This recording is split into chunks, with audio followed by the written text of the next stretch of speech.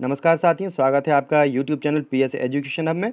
और आज एक बहुत ही ज़रूरी आदेश जो है एमएचए का, मिनिस्ट्री ऑफ होम अफेयर्स का, ये लेकर के मैं आपके सामने आया हूँ। ये आदेश है दिनांक 30 सितंबर 2020 का। और इस आदेश के तहत ये बताया गया है कि अब किन क्षेत्रों को कंटेनमेंट में रखा जाएगा और किन गतिविधियों को कंटेनमेंट क्षेत्रों में अनुमति दी गई है, और किन क्षेत्रों को जो है कंटेनमेंट एरिया नहीं है वहाँ पर जो है वो छूट दे दी गई है। तो अब क्या क्या है वहाँ पर खुल जाएंगे। मेन चीज़ हम स्कूलों की बात करेंगे तो किन जगहों पे कैसे स्कूल खुलेंगे। ऑर्डर देख लें कि where is an order of even number dated 29/8/2020 was issued for containment of COVID-19 in the country for a period up to 30 September 2020 और where is an exercise of the powers under section. ये कुल मिला के यहाँ पर उनने जो धाराएं हैं उसके तहत यहाँ पर जो बात कही है, हम मेन चीज़ देखेंगे जो हमारे स्कूलों से संबंधित है कि हमारे स्कूलों के बारे में क्या गया है। तो आगे देखते हैं कि हमारे स्कूलों के बारे में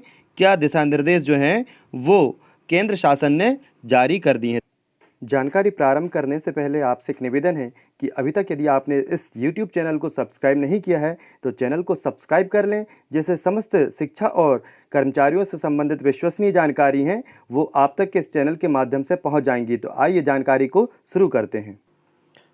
guidelines for reopening as per ministry of home affairs MHA order number 43/2020 DM1A dated 30 September 2020 activities permitted outside the containment zone.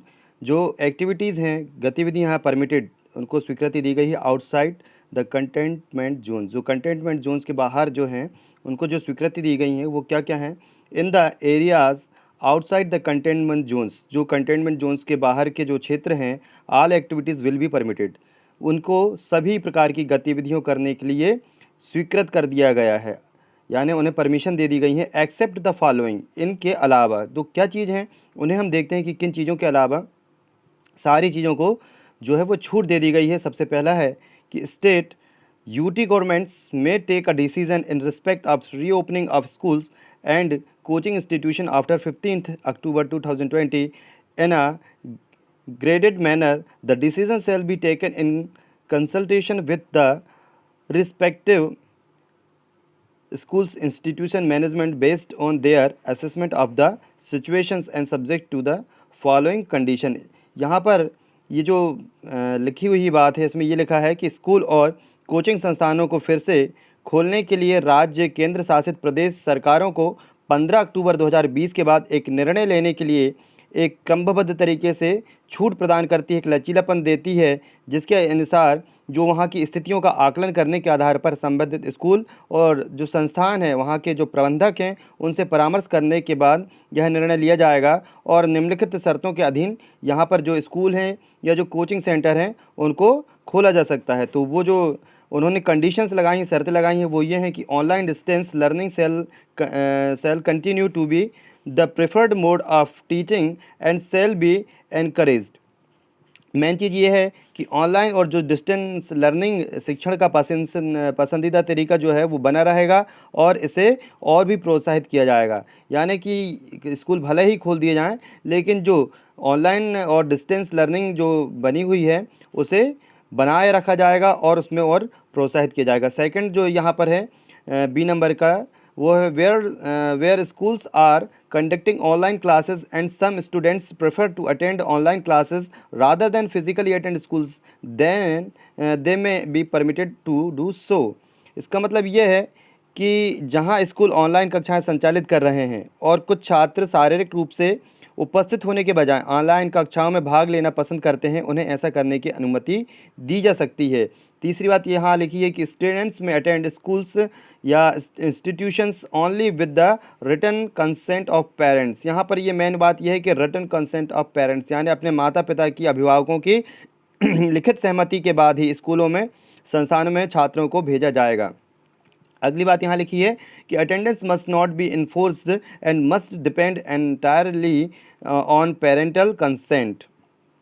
जो चौथी बात यहाँ पर लिखी है, ये यहाँ लिखी है कि जो छात्र अभिभावक हैं वो लिखित सहमति से स्कूल संस्थानों में भेजे जाएंगे और उपस्थिति को लागू नहीं किया जाना चाहिए। यानी अनिवार्यता उपस्थिति को, ऐसा मैंडेटरी नहीं है कि उपस्थिति ही लागू की जाए और पूरी तरह से माता पिता की सहमति पर ही वो निर्भर होंगे।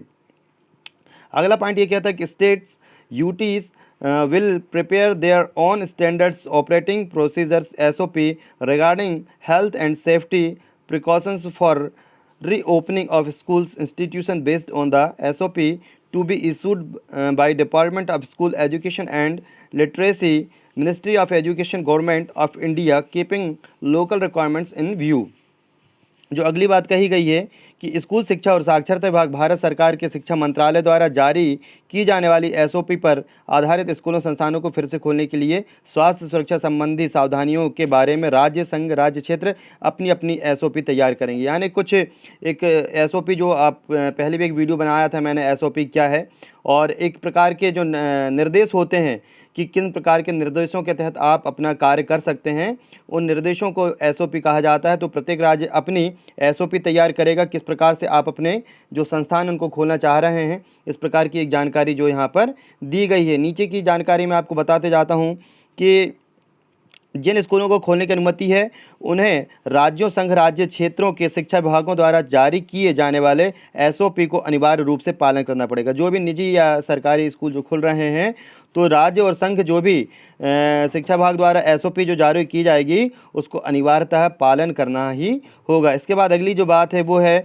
कि उच्च शिक्षा विभाग DHE शिक्षा मंत्रालय स्थिति के आकलन के आधार पर गृह मंत्रालय MHA के परामर्श से कॉलेजों, उच्च शिक्षा संस्थानों के उद्घाटन के समय पर निर्णय ले सकता है। ऑनलाइन डिस्टेंस लर्निंग शिक्षण का पसंदीदा तरीका बनी रहेगा और इससे प्रोत्साहित किया जाएगा। कहने का मतलब ये है कि जो हायर एजुकेशंस हैं वहाँ पर भी जो है इसी प्रकार की जो ऑनलाइन जो शिक्षा है, डिस्टेंस लर्निंग है, वो सबसे पहले उसको अहमियत देना है, उसके बाद ही अन्य चीज़ों को करना है।